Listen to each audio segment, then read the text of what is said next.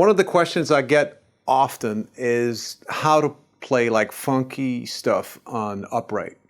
And it's one of the things I really enjoy doing. I mean, I've been doing a lot with Mike Stern where I do a lot of funky stuff on upright, or I've been doing it with the Brecker Brothers or Sanborn or Yurichi Sakamoto. And it's something I do a whole lot with my own band as well.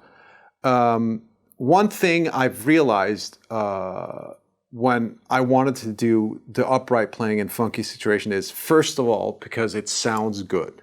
I always thought it sounded really funky with an upright bass in a context that is really funky. And it's not, I mean, I play electric and I love playing funky stuff on the electric too, but to me it gives an organic or a really cool sound when it's the upright. And one thing I also kind of learned when I tried to figure out a way to do it is I couldn't use the physical approach to the upright from like playing straight ahead or playing standard jazz on playing funk, because that would be too wide a note. When you play jazz or play walking bass line,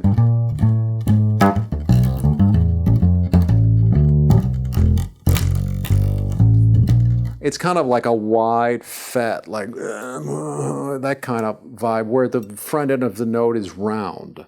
It's round and fat and wide. But if you use that approach on a funk thing, it won't get funky, because to me, when you play a funky bass line, you need to be more with the bass drum. You need to be crisp, and you want to have more front end of the note. So if I play with the soft, wide approach from jazz in a funky bass line, it would be like, and it's not that funky. You want to be,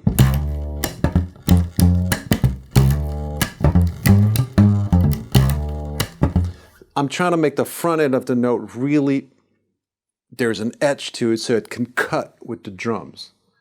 And my whole rhythmic approach to playing a funk or funky bass line or upright, as opposed to playing in a jazz tune, it's a very different approach. When I do a jazz tune, it's the wide area. You have, of course, you have quarter notes, but it's more like the lines across the bars and the wide beat and what happens interactively with the other people in the band. When I play a funk beat, I think it more as anchors. You know, you want to be with the bass drum of the drummer, like, so I try to do that on the drums too, so I can be in the crease, on the bass. I want to be in the crease with the drums. So I aim for that anchor. And the easiest way to start out, if you don't know what an anchor is obviously the one. So.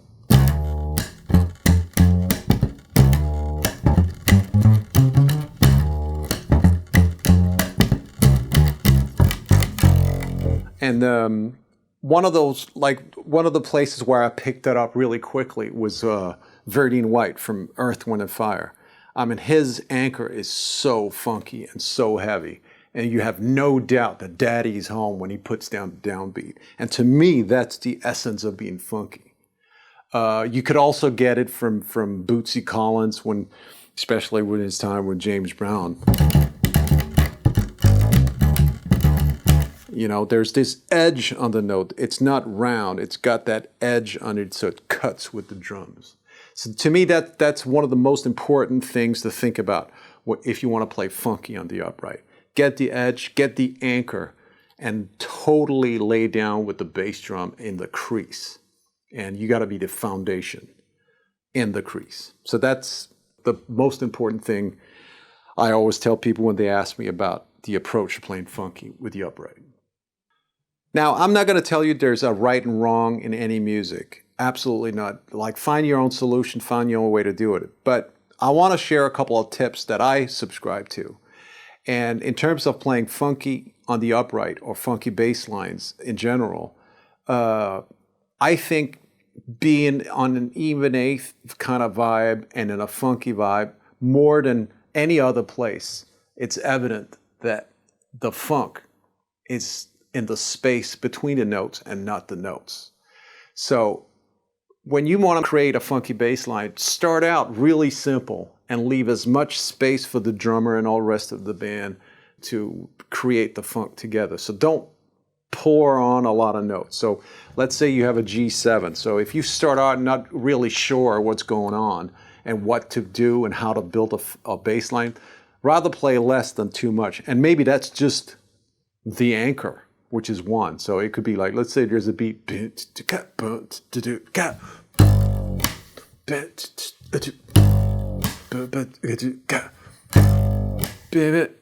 you could develop it, you could go.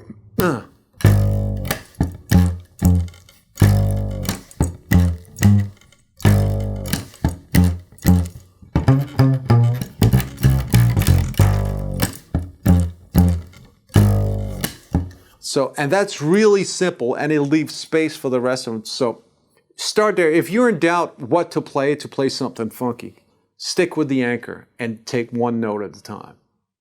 And, you know, the same goes also if you're more a funk player or a rock player and you want to play a jazz tune and you think you want to do a bunch of notes to create this walking bass line, do the same approach, but just with a different front end of the notes, of course. Just start simple. Just if it's a G7 again, you know, swing. If it's a swing tune, then like boom.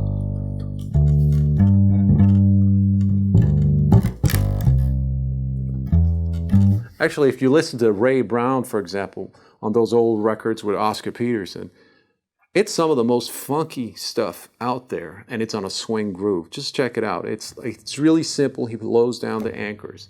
So always start out simple. Play a funky bass line, weather the groove, start out simple. Stick with the anchors and start from there. Can't go wrong.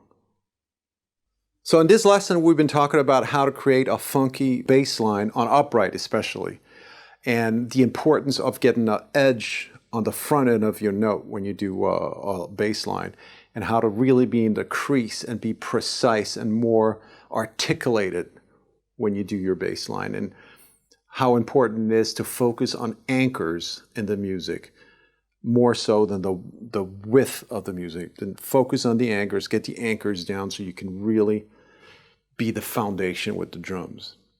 I'm gonna try to sum it up musically with this track I'm gonna play with. It's a tune called The Dapper King, and I try to show you how to do the funky bass line with the front end, but also try how to solo within this same approach, and also have section with a more wider jazzy note so you can hear the contrast. But anyway, here it is.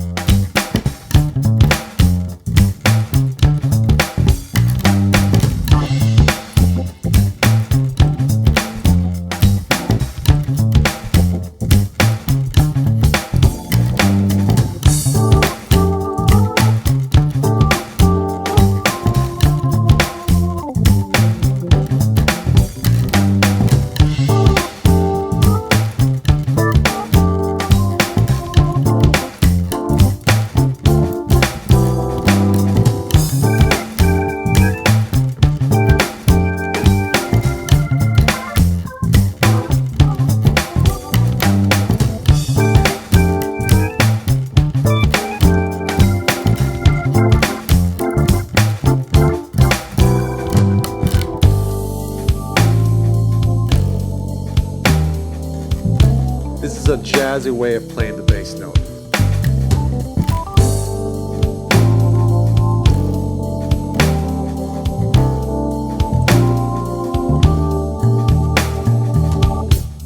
And now more front end.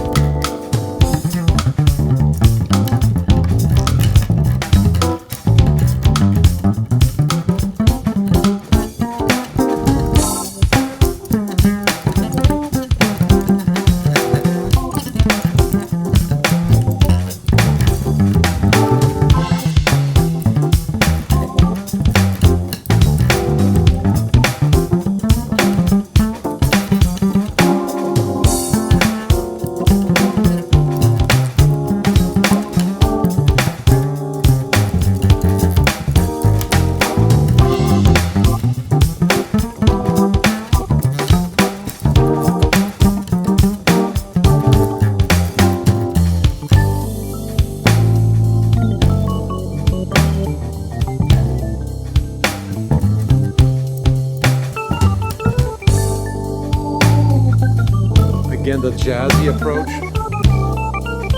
Wide note, wide front end.